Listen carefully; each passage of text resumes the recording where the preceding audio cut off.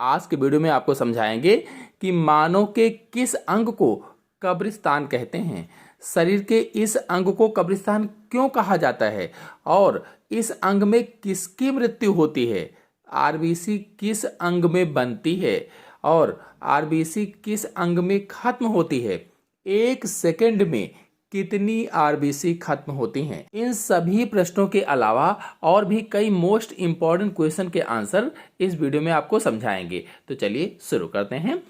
आप लोगों ने कई बार पढ़ा होगा कि आरबीसी अथवा रेड ब्लड सेल्स अथवा लाल रक्त कणिकाओं या लाल रक्त कोशिकाओं, कई सारे इसके नाम होते हैं, चाहे जो कहो।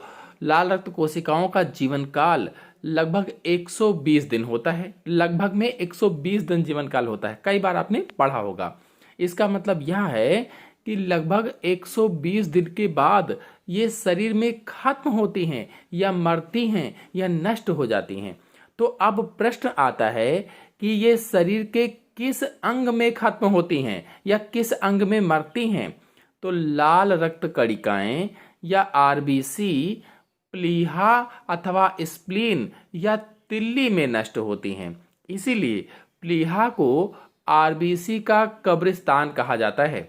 आपको बता दें कि इसे एग्जाम में किस किस तरह से पूछते हैं। तो पूछा जाता है कि लाल रक्त कणिकाओं का कब्रिस्तान किसे कहते हैं, अथवा पूछ लेते हैं कि आरबीसी की मृत्यु कहाँ होती है या किस अंग को लाल रक्त कोशिका का कब्रगाह कहा जाता है, अथवा आरबीसी का कब्रिस्तान किसे कहते हैं।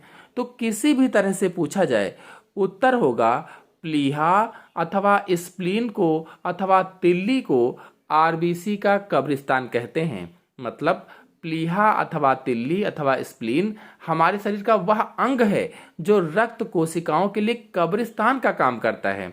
आपको बता दें कि प्लीहा ब्लड को स्टोर करके भी रखता है, जो हमारा खून है उसको स्टोर करके भी रखता है और विशेष परिस्थितियों में शरीर को रक्त भेजता है। इसीलिए इसे शरीर का ब्लड बैंक भी कहा जाता है।